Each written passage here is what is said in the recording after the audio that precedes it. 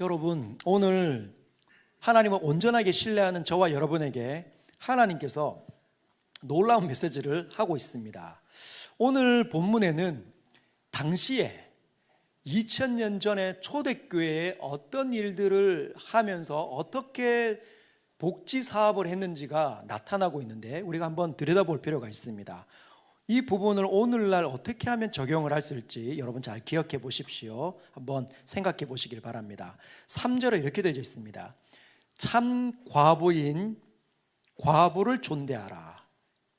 참 과부와 그러면 가짜 과부가 있는가? 참이라는 말은 진짜 과부잖아요. 진짜 과부. 그러면 가짜 과부가 있느냐? 그게 아닙니다. 참 과부는 진실된 과부를 뜻하는 거예요. 진실된 과부. 어떻게 초대교회 가운데는 과부들이 있는데 그냥 과부들이 있는가 하면 진실된 과부가 진실된 과부로 여겨지던 부류가 있었다는 거예요. 과부인데 다 과부가 똑같은 과부가 아니라 진실된 과부처럼 여겨지던 무리들이 있었다는 겁니다. 어떤 부류인가? 어떻게 진실된 부류들이었냐? 10절을 한번 볼까요? 10절을 같이 한번 보겠습니다. 10절 시작. 선한 행실에 증거가 있어 혹은 자녀를 양육하며 혹은 나그네를 대접하며 혹은 성도들의 발을 씻으며 혹은 환난 당한 자들을 구제하며 혹은 모든 선한 일을 행한 자라야 할 것이요. 과부들인데 이러한 삶을 사는 과부들이 있었다는 거예요. 놀랍지 않습니까? 여러분 잘 기억해 보십시오. 선한 행실의 증거가 있어야 됩니다. 과부들인데 선한 삶을 살고 있다고 사람들이 이야기하는, 저분은 삶이 달라, 저분은 말이 달라, 저분은 표정이 달라 라고 말하는 사람들이 있어야 된다는 거죠. 그런 증거가 있어야 된다는 거죠. 첫 번째. 두 번째는 자녀를 양육하는가. 여러분, 과부가 되면 먹고 사는 일이 어려워지잖아요. 원래 남편이 가정을 책임져야 되는데 남편이 죽어버린 사람이 과부입니다. 이혼한 사람 말고 남편이 죽은 사람. 남편이 열심히 일을 하고 세상과 맞서서 이겨내고 가정을 지키는데 그 남편이 죽어버린 거예요. 그러면 자녀들을 누가 양육해야 됩니까? 엄마가 양육을 해야 되는데 엄마가 자녀를 양육할 힘이 없는 거죠. 너무 힘드니까 포기하는 일들이 굉장히 많았습니다. 그래서 과부와 고아, 여러분 많이 들어보셨죠? 과부와 고아가 나라가 이렇게 복지 사업을 잘 하지 않을 때, 복지나 이런 부분들이 굉장히 없었을 그런 시절에는 과부가 생겨나면 금방 고아들이 생겨나는 거예요. 얼마나 많은지. 그래서 자기 자녀를, 진실한 과부가 되려면 자기 자녀를 책임질 줄 알아야 된다. 자기 자녀를 어떻게 해요? 믿음으로 양육할 줄 알아야 되는 사람. 뿐만 아니라 여기 자녀에게는 자기 자녀뿐만 아니라 교회의 자녀들도 양육할 수 있어야 된다는 거죠. 그것도 포함되어 있다고 합니다. 세 번째는 나그네를 대접. 과부가 먹을 게 별로 없잖아요. 그렇지 않아요? 남편이 잃어버렸기 때문에 자기 가정을 책임져야 되는 부류가 과부인데 나그네를 대접할. 여러분, 나 먹기도 힘든데 내가 가지고 이 소중하게 생각하는 이 물질을 남과 나눈다. 어떤 사람이 나눌 수 있을까요? 어떤 사람이 나눌 수 있을 거라 생각합니까? 우리가 잘 아는 것처럼 하나님을 진짜 믿는 사람, 하나님이면 된다고 생각하는 사람, 주님 한 분만으로 나는 만족해. 그러놓고 하나님 만족해 찬양할 때는 막 해역하는지 집에 뭔가가 물질이 줄어들면 너무 힘들어. 이거는 주님만으로 만족하는 게 아니에요. 집에 물질이 좀 줄어들어도 좀 힘들긴 하지만 괜찮아. 왜? 나를 지키시는 주님을 보니까. 주님 한 분, 여전히 찬양하는 거. 주님 한 분만으로 나는 만족해. 그럴 수 있는 사람이 누가 있을까요? 그 사람이 진실된 과부라는 거예요. 믿음이 진짜 좋은 사람이죠. 그래서 이 자기에게 있는 이 물질을 쉽게 나누어주고 나그네 있는 사람, 지나가는 여행객들 이렇게 물 한 모금 또는 밥 한 공기 할 때 쉽게 줄 수 있는 사람, 이웃의 어려운 사람을 도와줄 수 있는 사람. 그리고 네 번째는, 세 번째입니까? 첫 번째가 선한 증거가 있고 자녀를 양육하며 나그네 대접하고, 네 번째가 성도들의 발을 씻는다. 성도들의 발을 그냥 대야를 가져다가 뜨거운 물 해가지고 성도들 모아 매일 집으로 초대해가지고 발 닦아주는 그걸 의미하는 게 아닙니다. 무엇을 의미할까요? 교회의 굳은 일을 하는가, 남을 섬길 줄 아는가, 이 부분이 진실된 과부들 중에 진짜 참된 과부, 진실된 과부라고 말하는 사람들이라는 거죠. 거기에 환난 당한 자를 구제하며 혹은 모든 선한 일을 행한 자라야 할 것이요, 이 사람들이 진실된 과부였습니다. 여러분, 그러면 퀴즈, 이런 사람들이 있었다는 이야기입니까? 없었다는 이야기입니까? 여러분, 우리 주변에 이런 사람들이 많을까요? 적을까요? 여러분 주변에 선한 행실의 증거가 있고 자기 자녀를 책임지고 혹은 물질이 어려운데도 불구하고 나그네를 대접하고 성도들을 섬기는 일에 자기가 최선을 다하고 환난 당한 자를 구제 막 하고 어려운 고난 당한 사람 가서 위로하고 격려해주고 신방해주고 그리고 모든 선한 일을 행한 사람, 여러분 주변에 이런 사람 많이 볼 수 있습니까? 없습니까? 있기는 있지만 쉽지 않죠. 많지는 않아요. 그런데 이 당시에 초대교회 때 예배소 교회에 이런 사람들이 있었다는 거예요. 교회 역사를 보면 과부단, 신실한 과부단이 있었음을 우리는 발견할 수 있습니다. 왜 그럴까요? 그 당시에는 나라가 복지시설을 잘 하지 못할 때입니다. 그때는 힘 있는 사람들이, 권력자들이 다 갔던 시절이에요. 내가 힘이 있으면 전 국토의 재산을 내가 다 갖든지 더 가지려고 애를 쓰든지 그런 시절이거든요. 그런데 나눠주지 않습니다. 가난한 사람 늘 가난한 거죠. 그래서 교회가 생겨났는데 이 억울한 일 당하는 사람, 뺏긴 사람, 자기 걸 빼앗긴 사람, 권력자들한테 빼앗긴 사람, 원통한 사람이 너무 많은 거예요. 그래서 교회가 만들어지면 그런 원통한 자들이 많이 몰려 들어오는데 그 사람들이 교회 안에서 위로를 받는다는 거예요. 하나님 믿는 사람들이 물건을 서로 나누고 그 어려운 사람, 그 너무 어려운 사람이 너무 많으니까 서로 돕기 위해서 물질을 서로 내는 겁니다. 그게 헌금의 용도였어요. 내가 내는 헌금으로 하나님께 드리지만 그 헌금들을 모아서 구제사업, 여러 선한 사업을 하려고 했다는 거죠. 여러분, 우리가 잘 아는 과부, 한 달 정도 됐나요? 요바에서 베드로가 누구를 살려냈습니까? 도르가라는 다비다를 살려냈습니다. 다비다가 병들어 죽었을 때 다락에 씻어가지고 탁 놓고 그 베드로가 오기까지 기다렸잖아요. 그죠? 베드로가 탁 도착했을 때, 루다에 있는 베드로가 탁 도착했을 때 누가 나왔습니까? 과부들이 일제히 나와서 울면서 뭐합니까? 지금 그 속옷과 겉옷을 그 도르가 다비다가 지은 그 속옷을 내어 흔들면서 우리 언니 이대로 못 보냅니다. 우리 이대로 못 보냅니다. 그 다비다가 무엇을 했다는 거예요? 과부들을 돌보는 일을 했다는 거죠. 오늘 지금 명령은 뭐냐면 그 참 과부인 과부를 존대하라. 교회 안에 참 과부들이 생겨났는데 그 과부들이 나중에 나이가 들면 그 과부들을 어떻게 하라는 거죠? 교회가 돌보라는 거예요. 교회가 돌볼 책임이 있다는 거죠.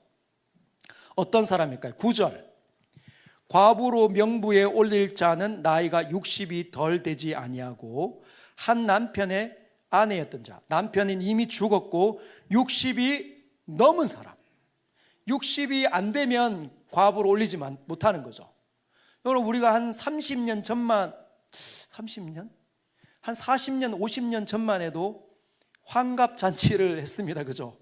환갑이 되면 잔치를 했습니다. 왜? 그때는 지금 60대신 우리 형님, 누님들하고 달랐어요. 그때는 환갑 잔치를 해야 될 정도로 머리가 굉장히 희끗하고 누가 보더라도 할머니들이었습니다.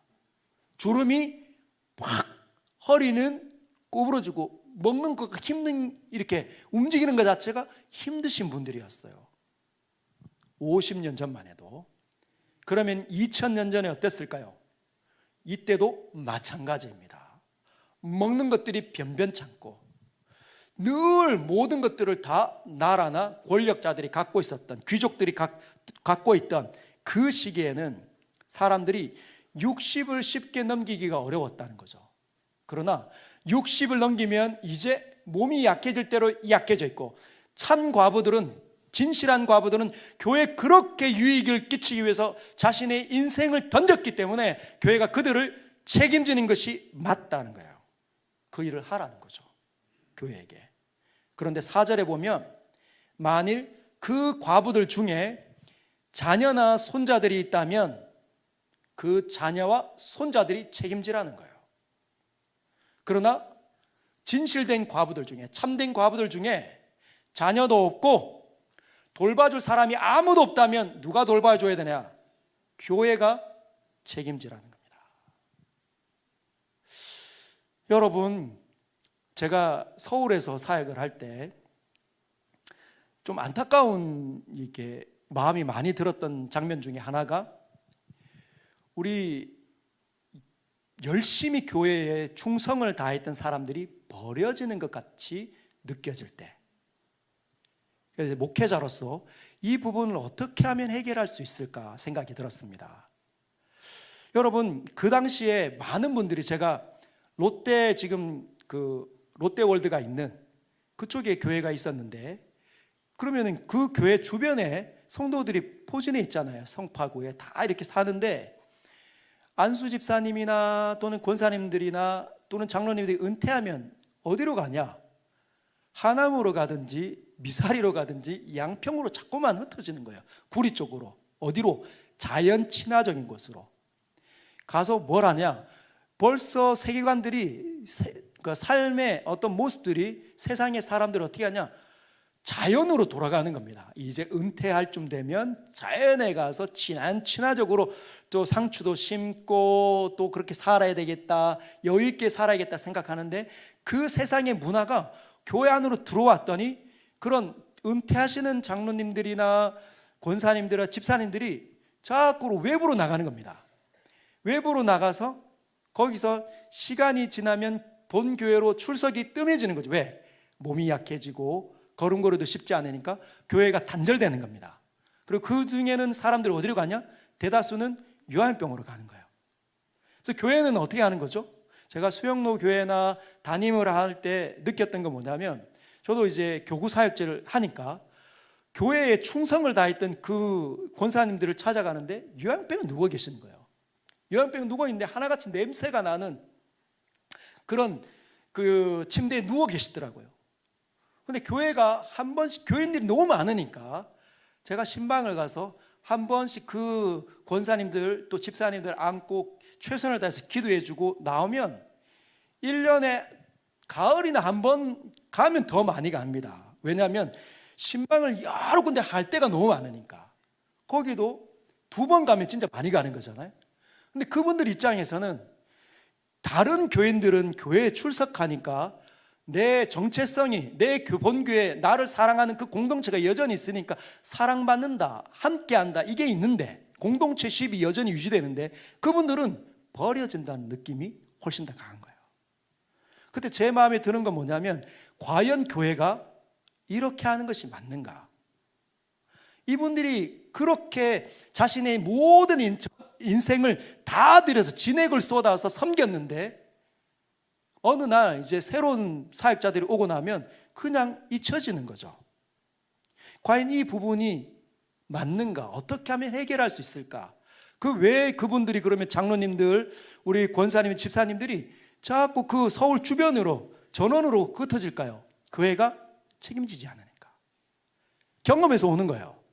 열심히 애를 써서 노력하고 했는데 나이가 들면 들수록 뭐 하는 겁니까? 아무도 자기를 책임지지 않는 거죠. 그래서 자기가 자기의 미래를 책임지기 위해서 그렇게 하는 겁니다. 근데 과연 이 부분을 우리는 어떻게 하면 해결할 수 있을까? 고민할 필요가 있다는 거예요. 실제로 교회 안에는 정말 최선을 다해서 인생을 드린 분들이 굉장히 많습니다. 오늘날 많은 젊은 우리 세대, 저를 비롯해서 한 40대, 50대 이분들과 60대, 70대, 80대 이분들의 신앙의 이 섬김은 차이가 많습니다. 또는 우리 세대랑 밑에 있는 젊은 세대, 20대, 30대 이 세대랑도 많이 차이가 나는 거죠. 그 위에 이전에 계셨던 분들은 막 우리가 잘 아는 것처럼 새마을 운동도 하고 먹고 살기 굉장히 어렵던, 이 나라를 책임지고 가정을 일구기 위해서 애를 썼던 시절입니다. 그럼에도 불구하고 교회에 굉장히 충성스러웠던 세대들입니다. 얼마나 자주 모였는지, 그리고 얼마나 기도의 무릎으로 살았는지. 그 권사님들은 지금도 저도 이제 한 번씩 이렇게 좀 더 일찍 새벽 기도 때 오면 여기서 예배 주무시고 바로 그냥 우리 집사님이 불 켜주시고 음악 틀어주면은 그때 딱 나오셔서 기도하시는 분들이 꽤 있습니다. 그런데 그 뒤로 그런 분들이 보기가 쉽지 않다는 거예요. 왜? 삶이 다르기 때문에, 경험치가 다르기 때문에. 여러분 오늘 한번 보십시오. 5절에 참 과부로서 외로운 자는 하나님께 소망을 두며 주야로 항상 간구와 기도를 하거니와. 여러분 참 과부, 믿음이 진짜 좋은 사람, 그냥 과부들 중에 하나님을 진짜 사랑하고 하나님을 추구하고 하나님 때문에 사람들을 섬기고 아낌없이 자기를 내어준 사람들은 어떻게 하냐? 외롭지만 그 외로움을 어떻게 하냐? 하나님께 소망을 두는 거예요. 그래서 주야로 간구와 기도를 하거든요. 초대교회 때는 이런 사람들이 있었습니다. 이 과부단들이 있었다는 거죠.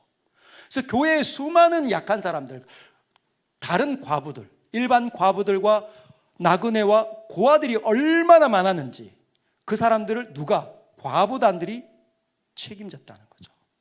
교회에서 구제비를 받습니다. 이렇게 규정이, 이런 부분들이 하나 둘씩 교회에서 생겨나니까 이 이야기들을 듣고 교회가 그런 것들을 만들기 시작합니다. 교회로부터 구제비를 받았기 때문에 더 열심히 섬기는 겁니다. 먹고 사는 일은 하나님께 맡기고 자신들은 더 많이 기도하고 더 많이 헌신하고 더 많이 봉사하고 더 많이 굳은 일을 했다는 거예요. 그리고 남자들이, 우리가 사역을 해보면 남자들이 접근하기가 어려운 영역들이 있습니다. 우리 여전산이들이 필요한 이유는 뭐냐면, 우리가 형제들이, 남자 사역자들이 자매의 어떤 깊은 것까지 이해하기가 쉽지 않기 때문에 그 자매의 어떤 기질들을 자매들이 잘 알잖아요. 그래서 남자가 특별히 건드리기 어려운 영역들에 과부단들이 사용되었다는 거예요. 여러분, 그래서 우리가 이 부분을 어떻게 하면 적용할 수 있을까? 사실은 우리가 다음 세대를 하나님 앞에서 최선을 다해서 세워야 합니다. 왜? 다음 세대 아이들이 별로 없거든요. 결혼도 늦게 하니까 아이도 잘 안 생기고, 안 생길 뿐만 아니라 아이들을 낳는 일을 굉장히 두려워하고 힘겨워합니다. 1명 낳거나 2명 낳으면 다 했다고 생각하는데 3명, 4명 낳는 일은 굉장히 드문 일이 된 거죠. 그래서 다음 세대 아이 숫자가 적기 때문에 우리 서영교회의 미래를 책임지기 위해서는 다음 세대를 양육을 해야 합니다. 그 아이들을 부지런히 가르치고, 세대는 이 세상의 힘과 영향력과 가치관은 굉장히 폭풍처럼 막 밀어닥쳐서 아이들을 장악하려고 하기 때문에, 여러분 세상의 그 어둠들은 굉장히 강력하고 빨리 도전하고 있습니다. 거기에 우리도 빨리 대처해서 아이들을 잘 보호하고 양육하고 가르칠 필요가 있어요. 여러분들보다 훨씬 더 뛰어난 그 인물들로, 신앙인들로 길러내기 위해서 최선을 다해야 되죠. 그런데 그 다음 세대뿐만 아니라 작년 세대들도 우리가 케어를 해야 되는 세대에 우리는 돌입했습니다. 우리 인구가 지금 보면은 항아리 맨 위에는 나이가 많은, 그리고 중간에 한 20대, 30대, 40대, 50대가 항아리처럼 많아야 되는데 우리는 그렇지 않아요. 교회만 봐도. 여러분, 모든 교회들의 불만들과 그런 힘듦이, 불평들이 뭐냐? 연령층이 많이 높아졌다는 거예요. 연령층이 많이 높아졌습니다. 우리 이전에 여러분들 한번 생각해 보십시오. 젊은 우리 세대 분들, 여러분들에게 선배님들은 옛날에도 연령층이 높았죠. 근데 그분들이 안 돌아가시고 여전히 계십니다. 그럼 더 높아졌다는 거예요. 근데 그 지금 있는 연령층의 사람들이 또 나이가 들어서 그 대열에 합류를 합니다. 한 해가 되면 우리 교회도 많은 숫자가 이렇게 나이가 많은 연령층으로 올라간다는 거예요. 그러면 엄청난 많은 사람들이 연령층이 높은 영역군에 속하게 됩니다. 그러면 이분들을 옛날처럼 환갑잔치하고 이제 70 그 잔치하면 된다, 칠순잔치하면 된다, 이런 시대는 지금은 아닙니다. 여러분, 못 살아도 85세, 90세 아니면 100세 시대니까 점점 그렇게 나아가는 세대에 우리는 살고 있거든요. 그러면 65세에 일반적으로 대부분이 은퇴하는데 65세 은퇴해서 예를 들면 85세까지 한다. 그러면 20년입니다. 20년은 우리 아이가 태어나서 20살 될 때까지 시간이 굉장히 긴 시간이에요. 근데 이분들에게 20년을 은퇴하고 난 다음에 그냥 죽음을 준비하라 라고 교회가 방치하면 안 된다는 거죠. 그렇게 이제는 사람들을 대하는 시기가 지나가 버렸습니다. 어떻게 해야 될까요? 그 긴 시간 동안 이 장년층들, 나이가 많은 연령층들을 어떻게 해요? 그 동안에 해야 될 일들을 가르치고 어떤 부분을 그 속에서 해야 되고 하나님의 거룩한 사업들을 해야 될지 우리가 준비해야 되는 시기가 왔다는 거예요. 오늘 말씀을 가지고 우리는 그렇게 적용할 필요가 있습니다. 11절부터는 이건 다른 약간 관점인데, 젊은 과부는 올리지 마라. 왜? 젊은 사람들은 아직 시간이 많다 생각해서 정력으로 그리스도를 배반할 때에 시집 가고자 함이니, 과부가 되었는데 젊으니까 시집 가면 그리스도를 배반한다, 그런 도식이 아닙니다. 이건 어떤 도식이냐, 어떤 개념이냐? 자기가 과부였는데 젊어야 아직 기회가 많습니다. 이대로 그냥 혼자 늙어 죽기에는 어려운 거죠. 그런데 남편감을 만났어요. 남편감을 만나 주님을 의지하다가 주님만을 소망을 두고 살다가 남편을 보고 주님을 버린 케이스라는 거예요. 주님을 의지하는 것보다 남편을 의지하고 살면 되겠다. 믿음이 원래 약한 거죠. 그래서 12절에 처음 믿음을 저버렸으므로 정죄를 받느니라. 믿음을 버린 케이스라는 겁니다.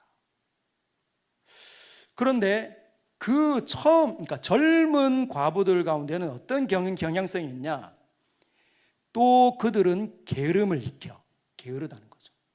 그 젊은 사람들을 참 과부처럼 대해서 그 사람들에게 구제비를 주게 되면 어떤 일이 있느냐? 게으름을 익히게 된다는 거예요. 교회가 그들을 책임지게 되면 그들이 일을 하지 않고 이제 먹고 사는 일을 생각하다 보니까 게을러진다. 게을러져서 어떻게 하냐? 집집으로 돌아다녀서 게으를 뿐 아니라 쓸데없는 말을 하며 일을 만들며 마땅히 아니할 말을 한다, 이렇게 돼 있어요. 여기서 우리가 주의 깊게 볼 거는 뭐냐면, 하나님께서는 쓸데없는 말을 하면서 일을 만드는 걸 좋아하지 않는다. 일을 만든다는 것이 어떤 것일까요? 분쟁거리를 만드는 거예요. 사람들의 허물을 찾아다닌다는 거죠. 사람들의 허물을 늘 말하는 건 여러분 굉장히 주의해야 됩니다. 하나님께서 그렇게 싫어하는 게 뭐냐? 사람들의 허물 찾기. 이걸 찾아서 계속 사람들한테 이야기하는 걸 하나님 그렇게 싫어하신다는 거예요. 근데 우리 경향성, 죄의 경향성 뭐냐? 그 사람을 대할 때 10가지 일을 경험한다면 그 사람이 나에게 8가지는 잘하는데 2가지가 나에게 잘못하면 8가지는 보이지 않는, 두 가지만 가지고 그 사람을 판단한다는 겁니다. 이게 우리 경향성이에요. 죄의 경향성. 그럼 여러분, 우리는 언제든지 사람을 대할 때 단점을 빨리 본다는 거예요. 단점을 빨리 보고 그 단점을 부각시켜서 사람들에게 자꾸 전달하는 거죠. 그럼 뭐가 되냐? 이 사람들이 단점을 보고 이 사람을 쳐다보기 시작하면 이 사람은 공동체십을 잃어버리게 된다는 거예요. 그래서 하나님께서는 성령이 하나 되게 하신 것, 교회는 여러분 하나입니다. 하나가 되게 하는데 이 방해가 되는 그 모든 요소들은 미워하신다는 거예요. 그래서 여러분, 우리 말을 어떻게 사용해야 할까요? 여러분, 우리 말은 교회를 살리고 하나가 되게 하는데, 부서져 있는 곳에 여러분의 말을 던지면 거기가 접붙여져서 하나가 되게 하는데 사용해야 합니다. 그게 성도의 특징이에요. 근데 하나님을 잃어버린 사람들은 어떻게 하는가? 자꾸 분열시킨다는 거예요. 왜? 하나님이 없기 때문에. 은혜가 없으면 분열케 하는데 여러분의 인생이 사용될 겁니다. 하나님 다 아신다는 거예요. 여러분, 두려워하시길 바랍니다. 하나님을 두려워하시기 바랍니다. 교회는 굉장히 거룩한 것이고 교회가 하나가 되는데 여러분의 인생을 하나님 앞에 거룩한 삶 제물로 올려드리시길 주님의 이름으로 축복합니다. 그래서 장점을 보십시오. 단점 두 개보다 장점들을 찾아내는 훈련하십시오. 경향성이 자꾸만 단점들을 쳐다보고 단점들을 부각시키고 단점들을 이야기하고 싶어하는 이 부분들을 멈추고 발버둥 쳐야 합니다. 이 경향성이 찌면 안 돼요. 마귀는 그 경향성을 자꾸만 충동질할 겁니다. 그럼 우리는 어떻게 해야 될까요? 성령이 우리 안에서 만들어내는 사랑과 희락과 화평, 그 평화 아닙니까? 그래서 상대방의 장점을 찾아내야 돼요. 이 자매의 장점은 뭔가? 얼마나 좋은가? 얼마나 잘하나? 얼마나 귀한가? 여러분, 그렇게 찾아내시길 주님의 이름으로 축복합니다. 그래야 그 공동체가 희망이 있는 겁니다. 그래야 그 공동체를 통해서 하나님께서 역사하시리라 믿습니다. 우리 소영교회가 그렇게 되기를 주님의 이름으로 축복합니다.